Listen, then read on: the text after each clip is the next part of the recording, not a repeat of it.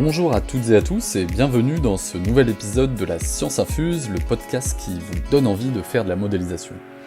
Je m'appelle Vincent Bruyère, je suis directeur technique de Simtech et aujourd'hui je vais vous parler des équations de Navier-Stokes.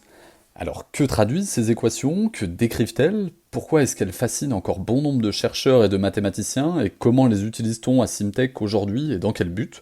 Voilà pour les différentes questions que je vais aborder ici et auxquelles je vais tenter d'apporter quelques éléments de réponse.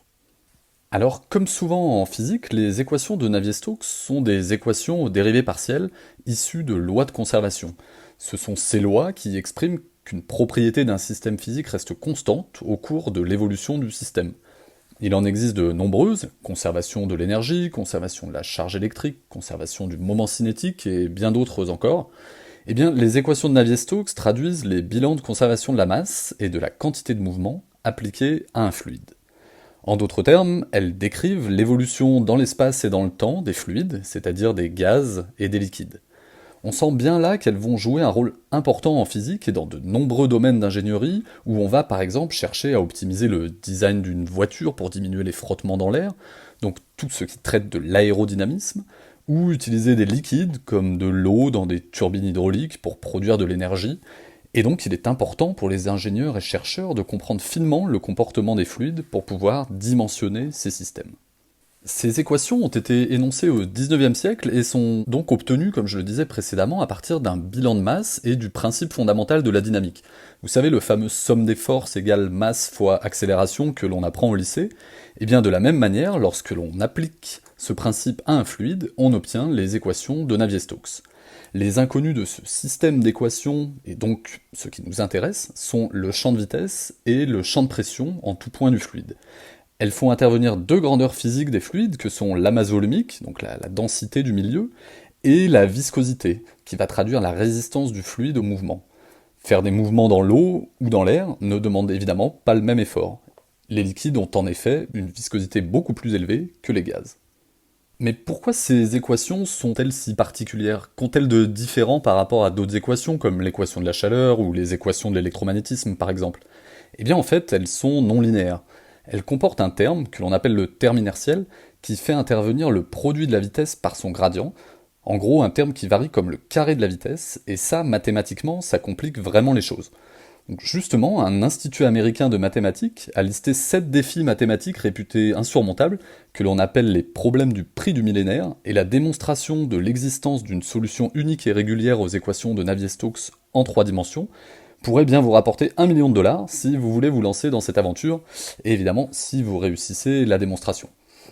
Heureusement, même si mathématiquement tout n'est pas encore entièrement compris, on peut quand même les résoudre numériquement dans bon nombre de cas et utiliser des hypothèses adaptées pour traiter les configurations les plus complexes à résoudre. Mais le pendant de cette non-linéarité mathématique va se retrouver dans le comportement physique des fluides, puisque les équations décrivent le comportement physique des fluides. Et c'est ce qu'on va appeler la turbulence. En effet, lorsque ce terme inertiel, non linéaire, devient prépondérant par rapport aux autres termes, eh bien le comportement du fluide devient chaotique, très désordonné, très difficile à prédire finement.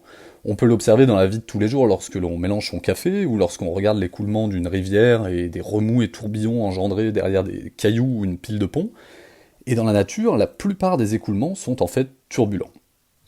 Une très belle expérience réalisée par Osborne Reynolds vise à étudier l'apparition de ce régime turbulent en observant l'écoulement de l'eau par exemple autour d'un cylindre. En plaçant des traceurs dans le liquide, du colorant par exemple, on regarde comment le liquide s'écoule autour de l'objet pour différentes vitesses d'entrée du liquide. Pour des vitesses très faibles, le fluide épouse la forme de l'objet, en aval de ce dernier, et tout se passe de manière assez calme, prévisible et assez linéaire. C'est ce qu'on appelle le régime laminaire. Lorsqu'on augmente la vitesse, différents régimes peuvent être identifiés.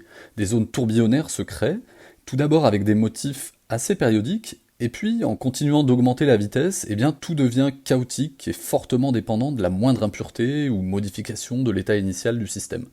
Ces régimes peuvent être anticipés en faisant une analyse dimensionnelle, c'est-à-dire en calculant l'ordre de grandeur de ce terme inertiel par rapport aux autres termes de l'équation.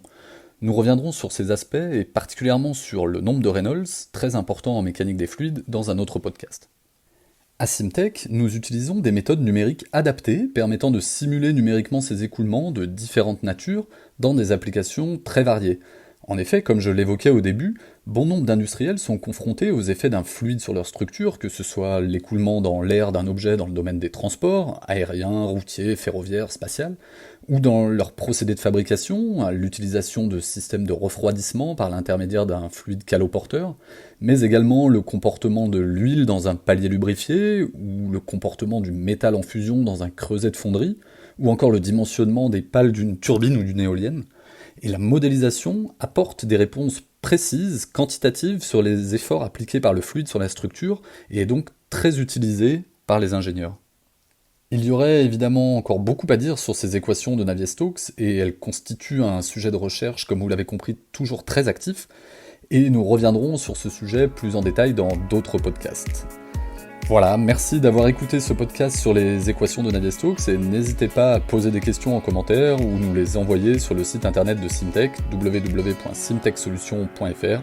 D'ici là, portez-vous bien et à la semaine prochaine.